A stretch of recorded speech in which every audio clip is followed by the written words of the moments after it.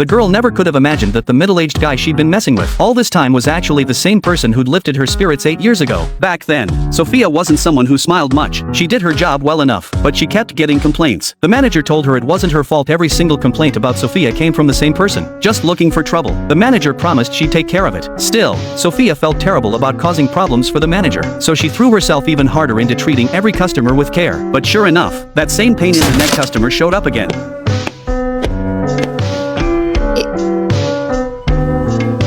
いらっしゃいませ。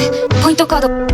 出してないんだから忘れたに決まってるだろ。すみません。おい！なんで卵を先に通すんだよ！潰れたらどうする！ Sophia just stood there, getting ripped apart. The manager saw it happening and was about to step in, but Leo standing right behind the guy in line had already had enough. From the moment he'd walked in, this man had been blowing up over the smallest things. There were other registers open, yet every single time, he deliberately got in Sophia's line, and the most annoying part? He always ended up right in front of Leo. The customer realized he didn't have a leg to stand on once Leo called him out, and he slunk away with his tail between his legs. Afterward, Sophia found Leo smoking by the entrance and thanked him. Leo brushed it off. He was just another corporate drone. He'd had a spectacularly awful day at work and was already in a foul mood. Then he saw Sophia getting chewed out, and something just snapped. If someone doing a perfectly solid job at the register something as straightforward as ringing people up was getting torn down like that, it pissed him off. Sophia looked confused. She was just some part-timer going through the motions. What was so solid about that? But Leo told her he'd noticed how seriously she took it every time, always trying her best to give good service. Knowing that someone actually saw her effort, that someone acknowledged it, Sophia couldn't hold it together anymore and burst into tears. She really did love this job. She never wanted to be a burden to the team or the manager, but because she couldn't manage to smile while helping customers, it had caused all these problems. Leo told her not to worry. If she loved the job, that was all that mattered. She just had to keep at it, and eventually her heart would catch up. Those words saved her, but 8 years went by,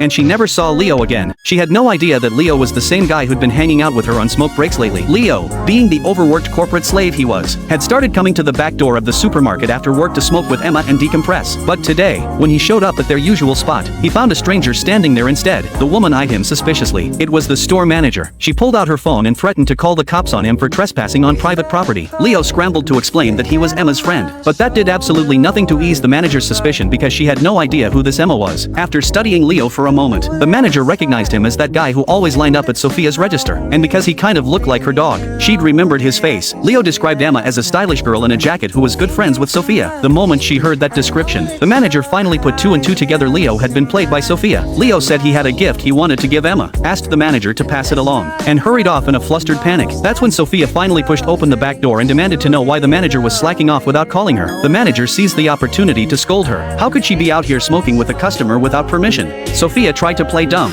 知ってないです。嘘つけ山田。 The manager told her Leo had already come clean, and she'd nearly called the police. Then she handed over the gift, adding that Sophia's fake name was ridiculously lazy, the kind of thing that would only fool a clueless guy like that. The manager was about to lecture Sophia about stringing the poor man along when she noticed the way Sophia was holding Leo's gift like it was the most precious thing in the world. This wasn't someone playing games. This was a girl head over heels in love. Forget busting Leo for trespassing. The manager was way more interested in the drama now. At the very least, night shifts wouldn't be boring anymore. The truth was, the manager was a die-hard romance manga fan. Her only hobbies were smoking and reading comics. That evening, Leo nervously made his way to the back door. He'd been anxious all day, worried that he'd gotten Emma in trouble at work. Emma popped up out of nowhere beside him, grabbed him by his suit jacket, and pulled him toward the smoking area. The manager says you're allowed to hang out here now. Just keep a low profile. Leo's gift was a cute little portable ashtray with a chibi design on it. Emma thought it was adorable. Just looking at it, she could picture how awkward Leo must have looked buying it at the store, since that kind of thing was usually marketed toward women. He must have been so embarrassed picking it out. Leo swallowed hard. Once again, he marveled at how Emma seemed to read his mind. Emma noticed his cigarette ash was about to fall. Use your new ashtray, she said, leaning in closer and raising her palm slightly, gesturing for him to hurry up. Leo felt a wave of self-consciousness the second he reached out. Emma pulled the ashtray away on purpose, motioning for him to come even closer, but Leo stubbornly maintained what he considered a necessary amount of personal space. He stretched his arm out as far as it could go, completely rigid, and still came up a few centimeters short. His hand started cramping.